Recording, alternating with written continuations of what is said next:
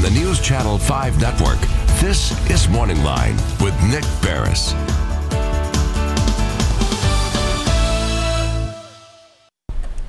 Good morning, everyone. Thanks for joining us on MorningLine, and Nick Beres with you today. A good show on tap on this Tuesday. It's something that we've talked about before. You know, the legislature's in session. They're working on a lot of things, but something that's been in the news, has been in the news in previous sessions and came close last year but didn't quite make it. Again, the talk of medical marijuana. Is it time to legalize it in the state of Tennessee?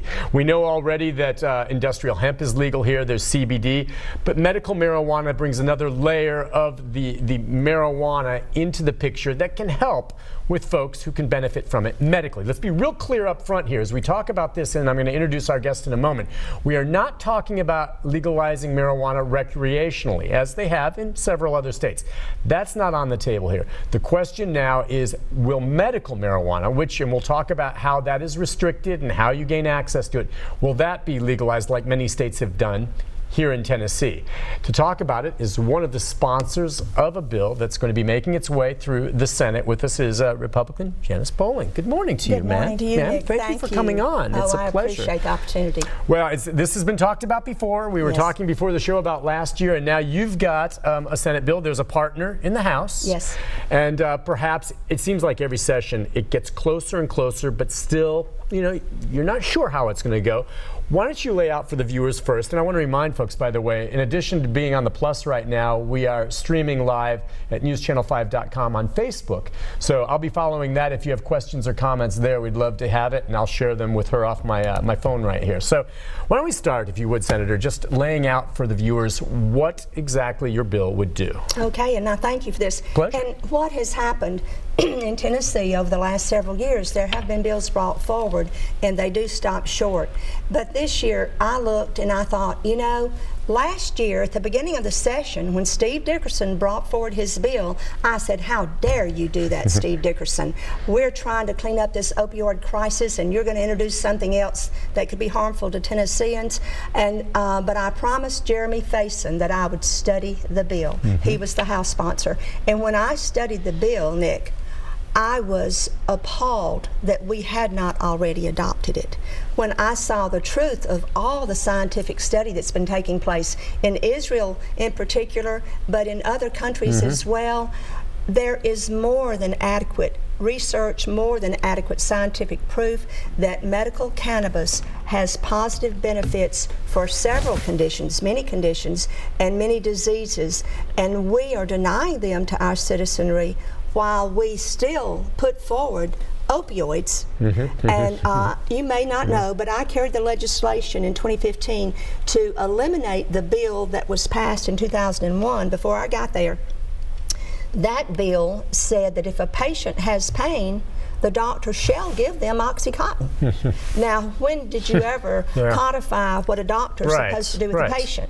And what that happened because Purdue Pharmaceutical had gone around. They said, we have a wonder drug, no addiction, no whatever. And then 11 months later, they found out that not only was it addictive and had street value, it has harmful effects, and it was very damaging to the people of Tennessee. It's interesting you bring up the opioid aspect. So I'm thinking, I mean, we all know about the opium epidemic in the state of Tennessee. Is it your belief, if medical marijuana does pass, that in some ways, in addition to helping everyone who could benefit from that, that it reduces the dependency on opioids? In states, excuse me, in states that have introduced and made legal medical cannabis, 24.8% reduction in opioid deaths and addictions, and a 14% decrease in Medicare Part D, the prescribing of opioids. So doctors are no longer prescribing as many.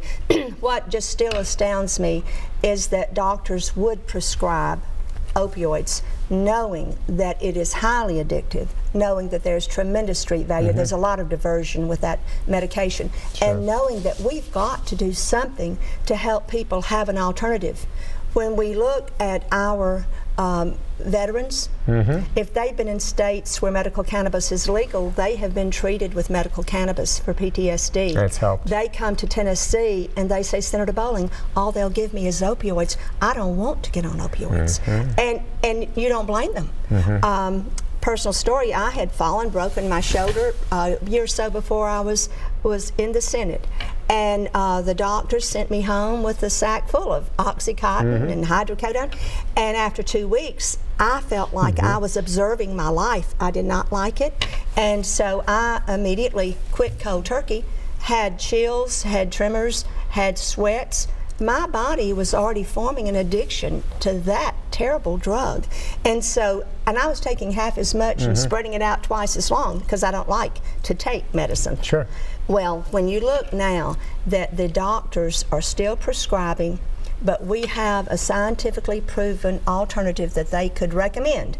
Now, although we can in Tennessee say that we're going to legalize the medical cannabis, which we should do, until our Congress actually does what they're supposed to do and has medical cannabis taken off the controlled substance.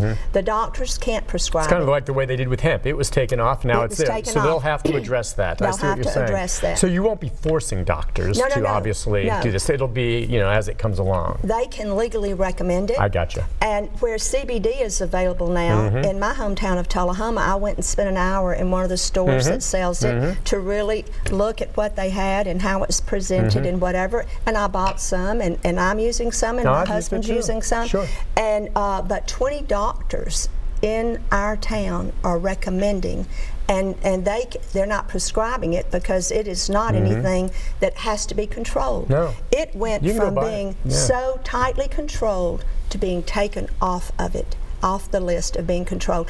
And so now we are seeing people able to benefit from CBD, the hemp oil, and that's working well. Some people will say, you know, Senator, we have CBD. Why do we need medical marijuana? The added thing is medical marijuana has higher levels of THC, which is the drug that does get you high, but there's different levels of it. And so for some medical conditions, having THC, you were telling me, is a greater benefit. It absolutely is. What happens is in the body we have an endocannabinoid system that was discovered in Israel with some of the research in 1988. They discovered CB1, and in 1992 they discovered CB2, one for THC, one for CBD. And those are the two prominent oils in medical cannabis. But the thing with both of those prominent oils, there are hundreds of other trace oils. So the natural product is far superior to anything that can be synthesized because it won't have that entourage that God put in there, quite frankly.